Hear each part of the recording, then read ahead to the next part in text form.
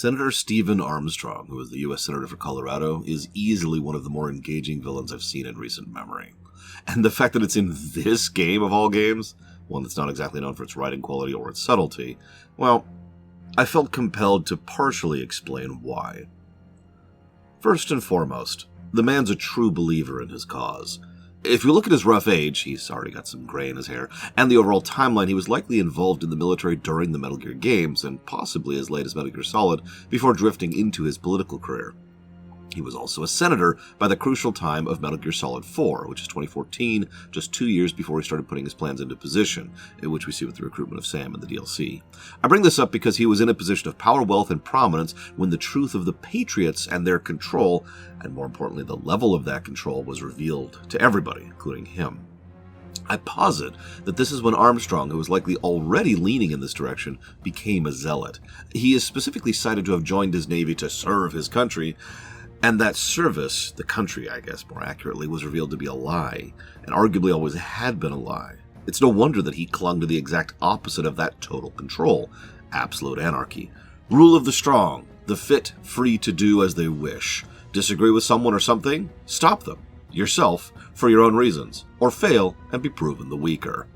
This belief structure oozes in almost everything he says in the entire game, but a couple of big moments pop out at me. He mentions in one particular scene he could rip the president in half, and the actor really sells this line, and honestly, the actor sells the entire character, really. The way he says it is, I could break the president in two with my bare hands. And the implied second half of that sentence, because it feels like that's only half of the sentence, right? The implied second half is, so why am I his subordinate? This is the first and critically important reason why he resonates so well with me. It's because he means it.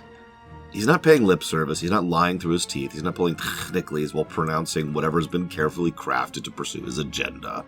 When Raiden accuses him of being a typical politician, Armstrong takes visible umbrage at this. Probably one of the first times he gets actually pissed.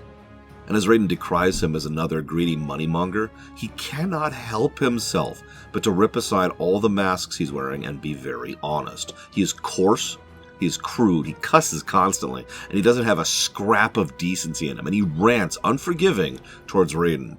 And it becomes quickly apparent he's no longer fighting Raiden at all, he's just using him as a punching bag as he pours all his rage and hate at everything that he hates about the system and the country that he served. Not for money, not for oil, not for what they're told is right. Every man free to fight their own wars, and he really leans into Raiden at this point. This is, of course, why he tries so hard to recruit Raiden and Sam. He believes his own message, and he is absolutely convinced that others will too. In the immediate wake of Raiden's refusal, he continues to try and convince him. Raiden is spitting with rage when he talks about his plan to purge the weak, and talks from experience about fighting and stealing and killing just to survive. He accuses Armstrong of being born with a silver spoon in his mouth. But Jack really is the embodiment of Armstrong's belief. Armstrong looks at Jack as the absolute proof that he's right, that for all the anger and bitterness in his past, he is here, now, of his own will and volition, doing what he chooses and fighting what he chooses to fight for, through sheer force of will, following your own set of rules. And it's a powerful accusation because Armstrong is correct, in a way. Jack was used and abused by almost everyone for most of his life. Solidus, the Patriots, but he crawled past all of that to get to this point in the series. In other words, in Armstrong's eyes, Jack is not the weak. He is the exact thing Armstrong wants to be at the top of the heap, the strong. This ties neatly into the second reason I think this character resonates with so many people.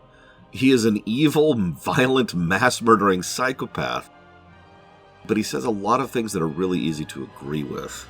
Manipulative politicians who lie through their teeth, endless parades of bullcrap, fake wars, false flags, all in service to the gluttonous wants of a privileged few weak, who misuse and abuse the system as exploiters and assholes, doing everything in their power to make the world worse, simply so they can save their sick desires for a few short years. If I could pull out a quote here, and the rich sit, simply consuming all they can, blind to the world burning around them. The political elite have gotten so stale, so tied to the interests of money, that they can't think to do anything but more of the same.